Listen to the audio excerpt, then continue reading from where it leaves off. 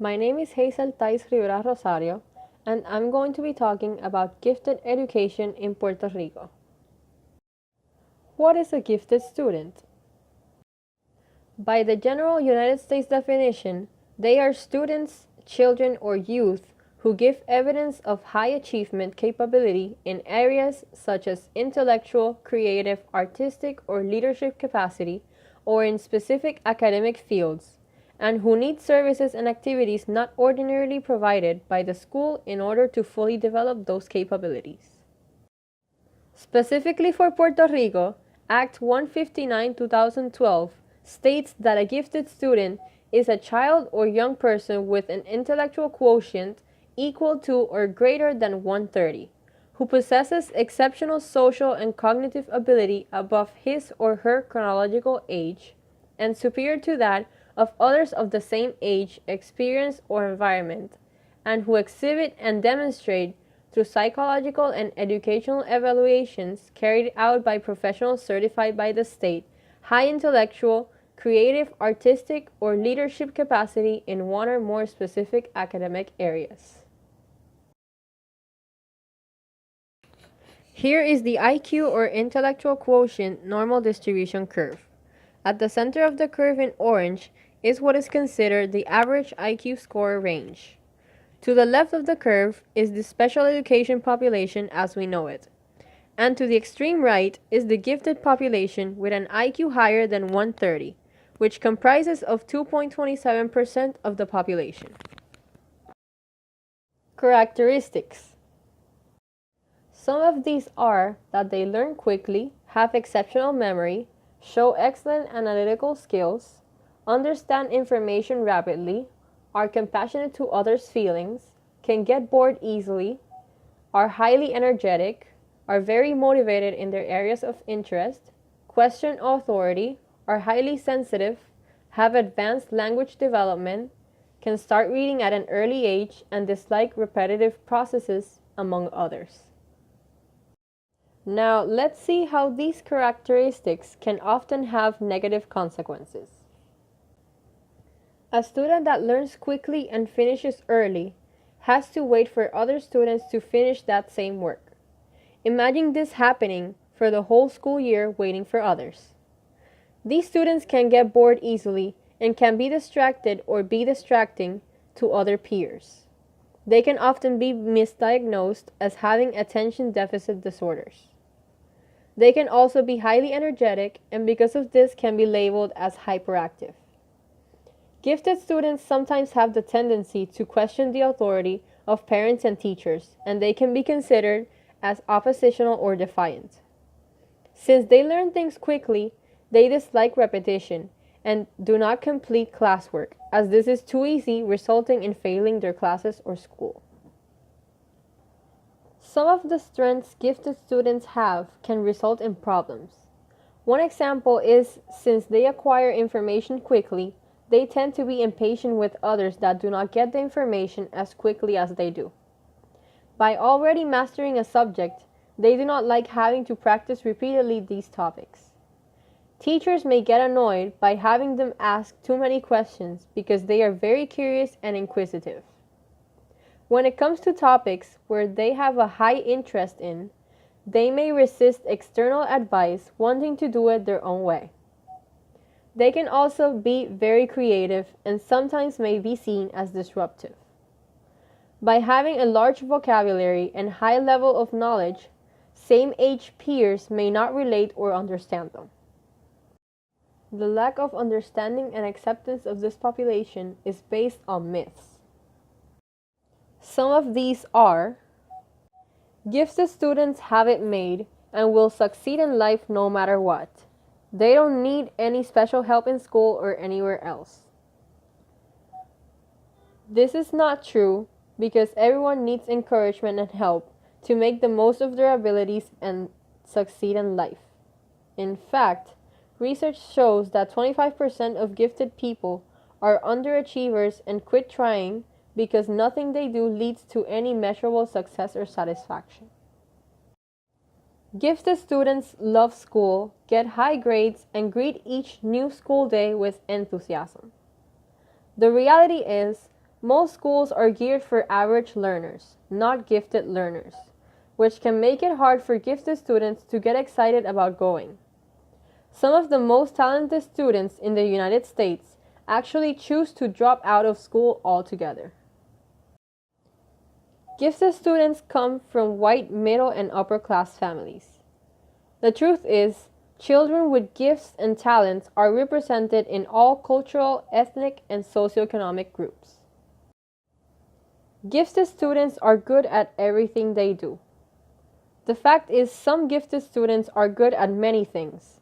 Others are exceptionally able at only a few things. Some gifted students are also learning disabled, which means that they might not be very good at schoolwork. Teachers love to have gifted students in their classes. This is not always true. Some teachers do, some don't. Some teachers may feel uncomfortable with gifted students and can get defensive when they suspect that these students know more than they do. If gifted students are grouped together, they will become snobbish and elitist. Some students will, some won't. What's especially pernicious about this myth is that some adults use it to rationalize decisions about not allowing gifted students to work or study together, or not providing them with opportunities that meet their learning needs. Gifted students need to be able to work together to learn and communicate at as rapid and in-depth a pace as they are able. All gifted students have trouble adjusting to school and forming relationships. Just like other students, some gifted students do and some don't. Gifted students don't know that they're different unless someone tells them.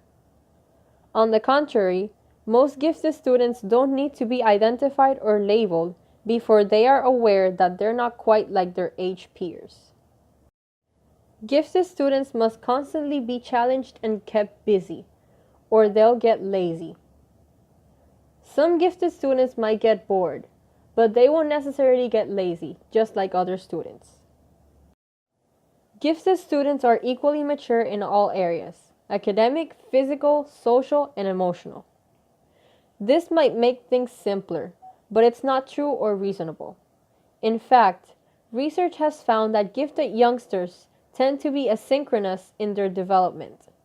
They may be way above their age peers in cognitive development and highly sensitive for their age, but may lag behind in physical development, and socially, they prefer younger kids or adults as companions.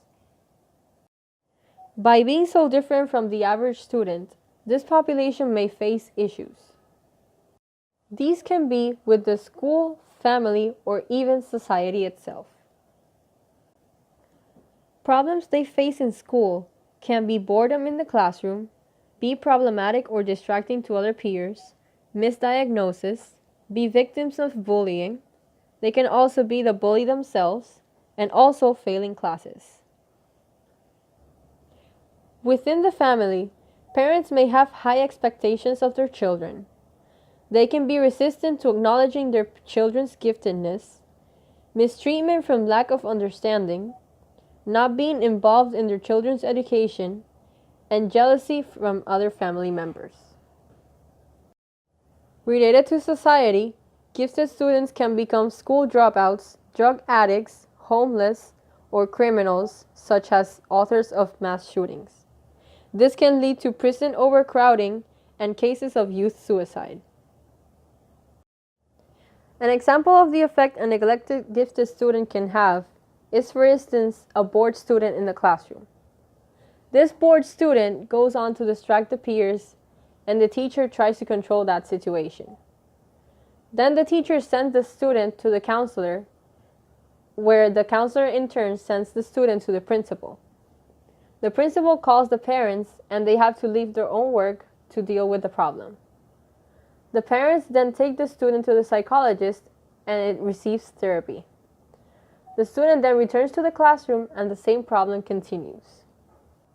This negligence of just one student results in a loss of time and money. There are special cases of giftedness that have additional risks. Research shows that verbally talented students are more at risk than mathematically talented students. Also, extremely talented students are more at risk than moderately talented students. Gifted females or males can be more at risk depending on cultural norms. Twice exceptional students face special social emotional difficulties. Disadvantaged students may face special issues due to lack of role models or inadequate support from peers or family. Low-income students may not be able to participate in programs that cost money or hesitate to develop long-term goals for financial reasons. To fulfill gifted students' needs, there are several educational alternatives that can be implemented. These are compacted curriculum, differentiation, enrichment, and acceleration. A compacted curriculum modifies or eliminates curriculum material that has already been mastered or can be mastered at a fraction of the time. The differentiation method tailors teaching environment and practice to each student's different learning styles and rates of learning. Enrichment increases breadth and depth of subjects. The acceleration alternative has two options. One is grade skipping, which is a full grade acceleration. The other is subject skipping, which is individual or multiple course acceleration. This is the most cost-effective alternative for schools and families, and is also the most powerful option for gifted students at both short and long term, socially, emotionally, and psychologically. The current situation of gifted education in Puerto Rico is that no gifted education courses are offered at university. Also, no teacher preparation is given in gifted education. There are no other professionals prepared on gifted education, such as psychologists or psychiatrists. There are lowered admission requirements for undergraduate teacher candidates. There aren't any prepared schools, neither public or private, and there is a lack of legislation to protect gifted students' rights. An estimate of the gifted student population in Puerto Rico, based on 2017 data, gives that the public system, there are 6,696 gifted students. In private schools, there is an estimate of 3,745 gifted students. This results in more than 10,000 unattended gifted students in the island. The available resources for this population are limited. The Institute of Research and Development for the Gifted is the only organization offering services for the gifted population in Puerto Rico. They work with the identification and registry of gifted students, give support and orientation to families, provide professional development for school resources, offer specialized workshops for students, offer psychology and therapy services, and advocate for the protection of gifted rights and proper education.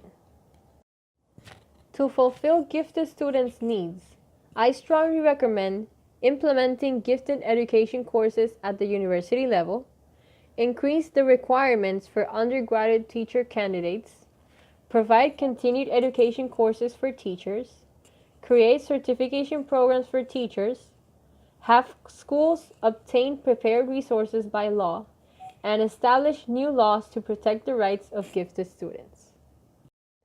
I hope this presentation will help improve gifted education in Puerto Rico. Thank you for watching.